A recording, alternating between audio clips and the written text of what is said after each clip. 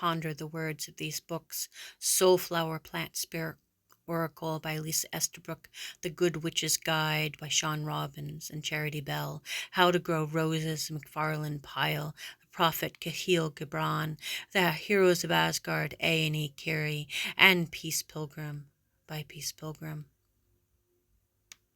I had one time read all these books, not bad for a kid who took 6 years to learn to read.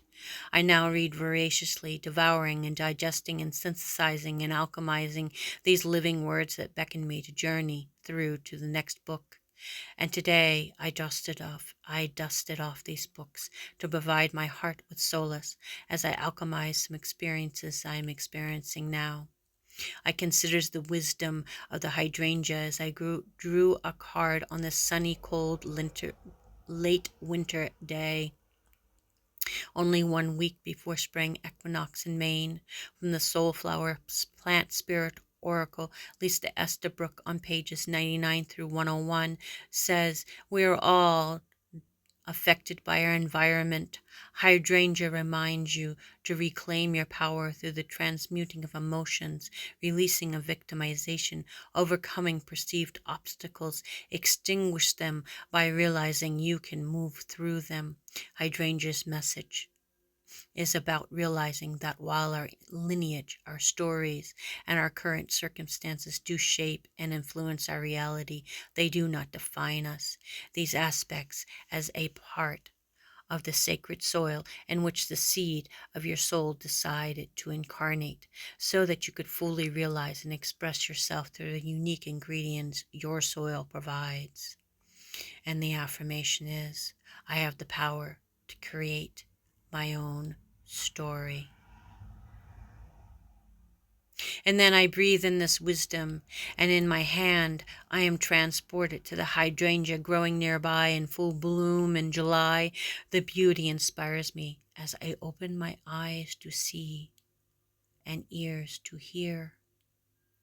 I lean in to remember the joy of the tiny hummingbird nest so long ago after a windstorm in autumn I found. I reflect on joy that the hummingbirds bring each season of April, spring, July, summer, and through early autumn of September, and all those times in between. And I breathe in this beauty and pick up the book of Peace Pilgrim's words, and on page 80 I rediscover the solace that Peace Pilgrim emoted during her life on earth. On page 88 I read the power of thought. As a man thinketh in his heart, so is he, which is saying very clearly that we are creating the conditions around us. I realized how powerful words are and thoughts are. So, never think a defeatist or negative thought. Since we create thought, we create through thought. It is important that our thoughts be constantly for the best that could happen in a situation, for the good things that we would like to see happen. I paraphrase this passage on page 88. I thought of how challenging it is to think of charitable and good thoughts when faced with an invitation to conflict with a cherished loved one. I express my gratitude, words that remind me to practice gratitude and ho'oponopono, attitude of gratitude, and the importance of living my life with joy by way and through the cultivation of love. I turned the book over and picked up another, The Heroes of Asgard by A&E Keaty.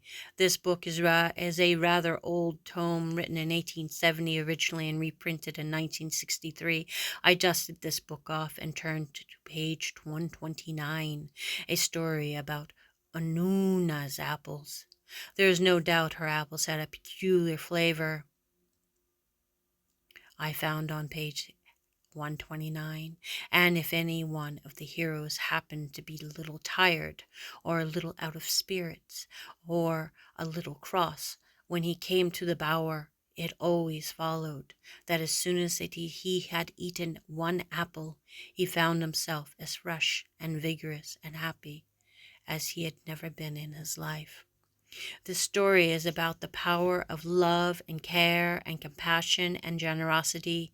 Inuna is the goddess of care.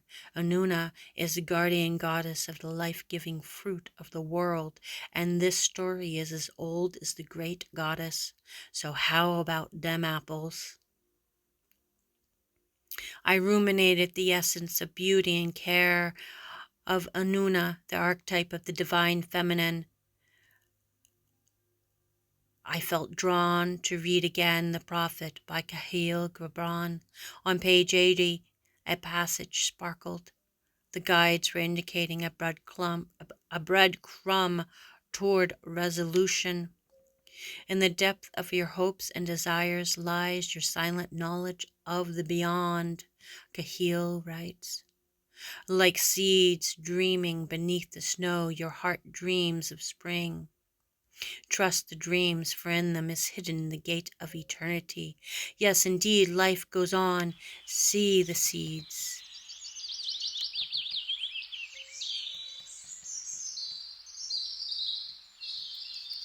See the seeds of beauty that spring forth in their own time is the essence of the words from Gibran, written so long ago in this edition, originally published in 1923 and republished in 1951. This beautiful, unassuming book I dusted off from my collection as well. I feel such gratitude to these living words, written by men and women and brought to me via my soul's yearnings. I perused The Good Witch's Guide by Sean Robbins and Charity Bedell. This little book packs a whole lot of useful info and tips and reminders, even for someone who has been walking a path for as long as I have been. I am reminded to look back and take stock, to see multiple milestone awareness as I walk the spiral of life upon the flower of life. Time will tell.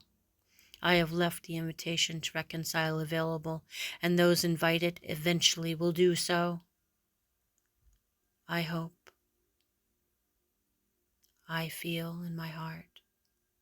I know. In the meantime, the focus of my energy is on that which I am co-creating, the joy of living a life with beauty and love and light and wisdom and kindness and more. I invite myself to ride the wild and love deeply as I balance on a celestial surfboard, contemplating the spiral of Luna snail shell and the love that I give and receive. Roses it is for me, shields up and blow roses.